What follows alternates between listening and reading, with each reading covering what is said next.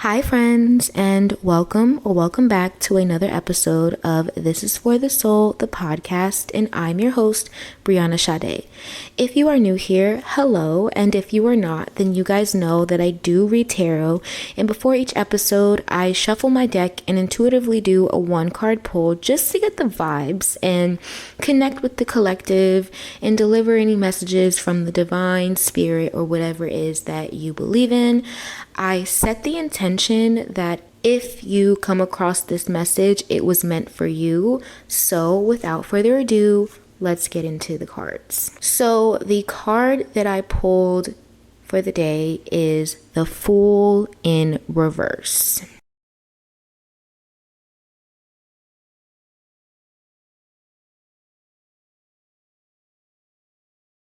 So, the Fool in Reverse talks about resistance. Originally upright, the Fool is the very first card in the major arcana, and it represents change and overcoming, starting a new cycle, taking a leap of faith, going off on a whim. So reversed just means that, there's a little bit of resistance. That new beginning is obviously presenting itself to you, but you have to be accepting of that and, be open to all the things that come with it. And sometimes it can be a little hard, it can be scary, and it can put you in a position where it's like, I don't know, if I make this decision, it could go wrong. But if you trust yourself and you trust the universe, you will know what's meant for you will be for you. And that, as I always say, the universe works for you and not against you. So if an opportunity presents itself to you, at least see it through. At least see it through.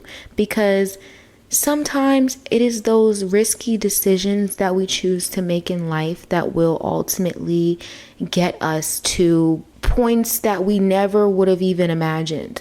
But just because you trusted your intuition and you said, fuck it, I'm gonna do it, you reaped the rewards that you sowed because you stepped off that cliff and decided to make that decision whether or not you were going to fail or be successful.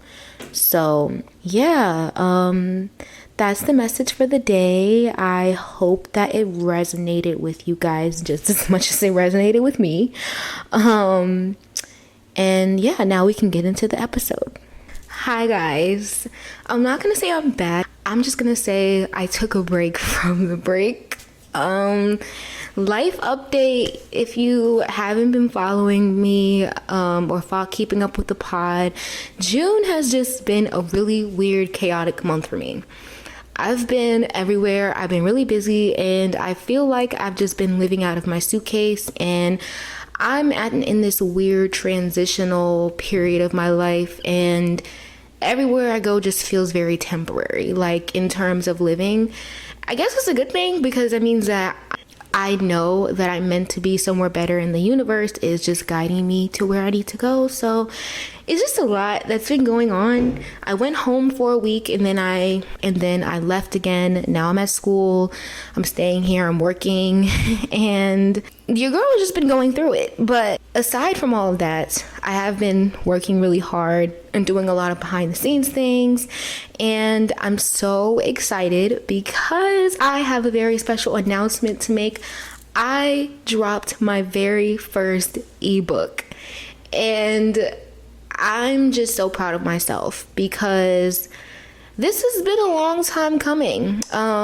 This idea of creating an ebook has been in my mind, in my heart for a year. It's just a whole story behind it.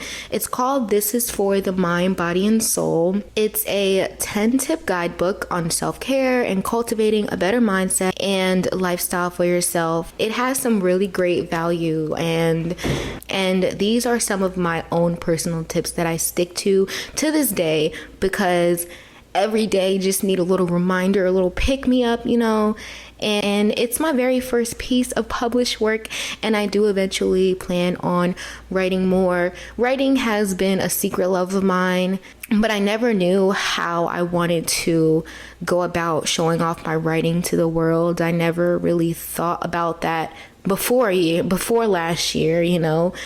I never really thought about that before last year.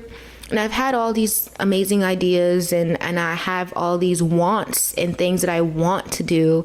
But it's just a matter of me having the courage to put myself out there. I'm still a little shy, but I'm getting there.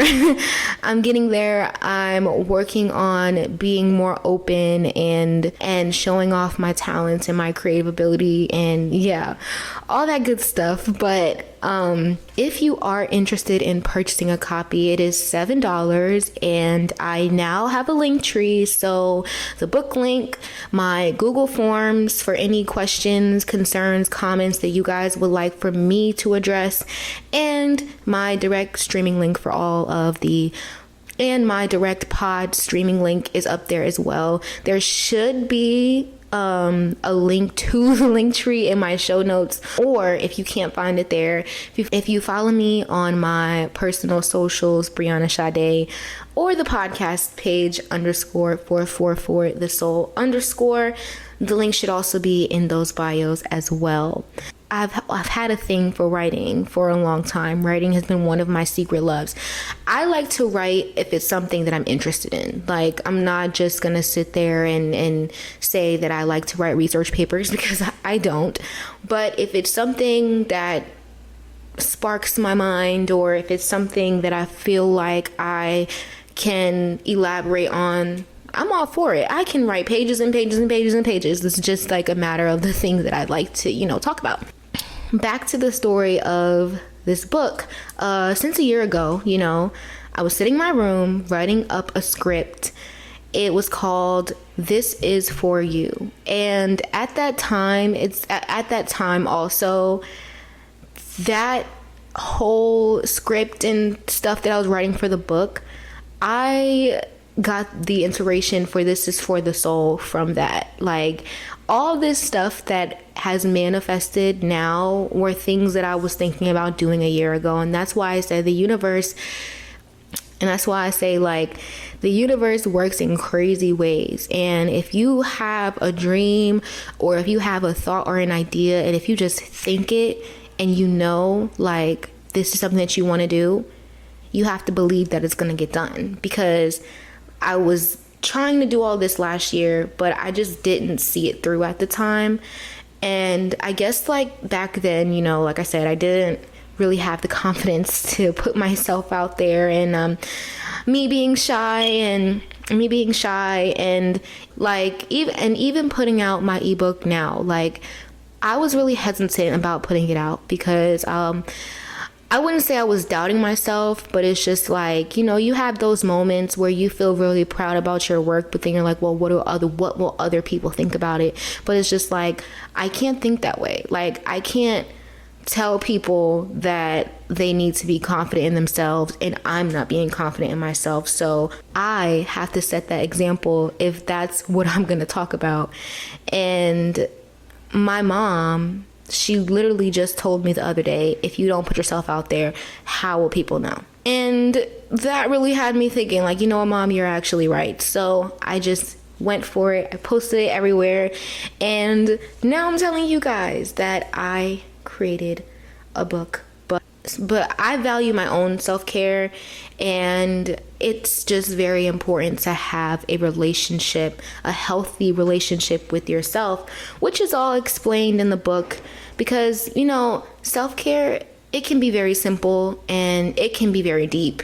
It can be as simple as taking a shower, or as big as setting necessary boundaries to protect your own peace. And the little things that you do for yourself that you may feel doesn't really matter could make a huge difference in your life if you don't do them anymore. Like, taking a shower, for example. If you stop taking showers, you'll notice a big change in your personal hygiene, and taking care of your personal hygiene is a part of self-care. Why would you deny yourself proper personal hygiene? And incorporating that time to yourself can really boost your mental health and allow you for better and healthier relationships in general. Also, it helps to know these things for when you are actually alone. And a lot of people hate being alone because nobody knows what to do with themselves. Aside from sitting on your phone for God knows how long. But when you know yourself, what you like to do, what you don't like to do, being alone doesn't necessarily have to be boring. It can be quite entertaining. Like for me, I like to listen to music, especially when I get overwhelmed and anxious. There's a specific playlist that I listen to that helps bring me back down to earth.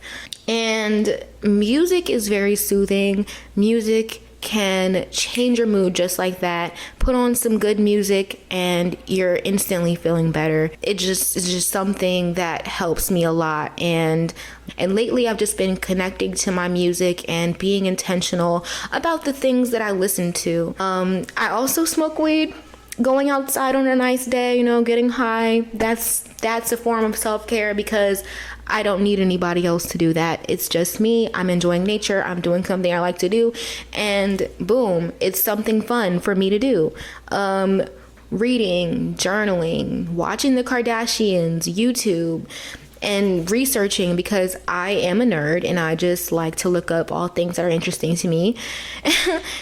And all of these are forms of self-care that I know that I can do by myself without no one else, and it feels good. And they're also things that are stimulating to the mind. You can always find a hobby, work on a craft, exercise, go in nature, take yourself on a date, or even just plan for the future, because there's nothing wrong with planning what are the next steps you want to take in your life or in the next 5 years, if that's something that you want to do. And also, it's not so much about being productive because rest is self-care on its own. But the whole point of self-care is doing what makes you feel good on the inside and out. If you want to go more deeper into it and you want to explore the internal benefits of self-care, sometimes that means that you have to be selfish, put your foot down, because there are people out there in the world who are cold and who like to take kindness for a weakness, and that's when you have to say no, and that's 100% okay. Saying the word no, it might sound harsh because nobody wants to be rejected, nobody wants to be told no, but once you actually stand on that no and you're able to say it without feeling bad, it's actually really liberating, because I've been saying this a lot. No is a complete sentence. And once you know that you have the power to always say no, that's always an option. It's like, I can do this. I can do this all the time. I can tell people no because I know that I don't have to feel bound to anything. And if there's something that I genuinely just don't want to do or I'm uncomfortable with, I can say no and back out and not feel bad because I'm protecting my own peace. And setting personal boundaries are good because you're putting a cap on yourself and you're working on being more disciplined and not veering off in the wrong direction of the path that you actually want to go. So if you have a clear goal in mind or a clear plan of action that you want to take, and you know that there are certain things around you that could distract you or, or push you back or put you in a whole different direction, you have the power to say no. And you can set those personal boundaries and use that self-discipline to keep you on track. But overall, though, guys, whether it's internal or external, it's always nice to give yourself a little TLC every once in a while. And I hope that you at least realize the importance of filling up your own cup. And this brings me to a point because in hindsight, he is a great YouTuber and a podcaster. He has a lot of amazing content on content creation and self-care, self-love, spirituality, things like that. And he made a point. Actually, no, he made a whole episode on self-love. And he said that self-love is being of service. And he is 100% right, because we work on ourselves and we do things for ourselves so that way we can make it a duty to be there for others fully. So by me serving myself, I'm doing a service to you. So by me setting my own personal boundaries and by me taking care of the things that I need to take care of, then that gives me the space and the opportunity to provide for someone else. That's why in relationships, I know this sounds so cliche, but they always say, love yourself before you love someone else. Because a relationship is supposed to be 50-50, you know? And sometimes there's points in relationships where one person can love the other person more than they love themselves, and they use that other person as their happiness. And that's where it becomes a problem, because if you're relying on someone else to be your happiness, when that person goes away, it's like, what else was there that made you happy? You're empty, because it's like you relied on that other person to bring you all of that happiness that you so rightfully deserve, when you can just bring that happiness to yourself and allow that other person to be an add-on, you know? So yeah, that's why it's always important. Love yourself before you love somebody else, because you don't want to fuck up what you have by allowing someone else to be the center of your happiness. You know, a little piece of advice for the day when it comes to relationships. Alright guys, so I'm gonna end this episode here. Thank you so much for supporting me and writing it out with me. As always, I am so grateful to all. And as mentioned before, all of my direct links are in my link tree. I would love to hear more from you guys on anything specific you would like me to talk about. And don't forget to leave a thumbs up or a nice little review for the show so we can spread the love to more people.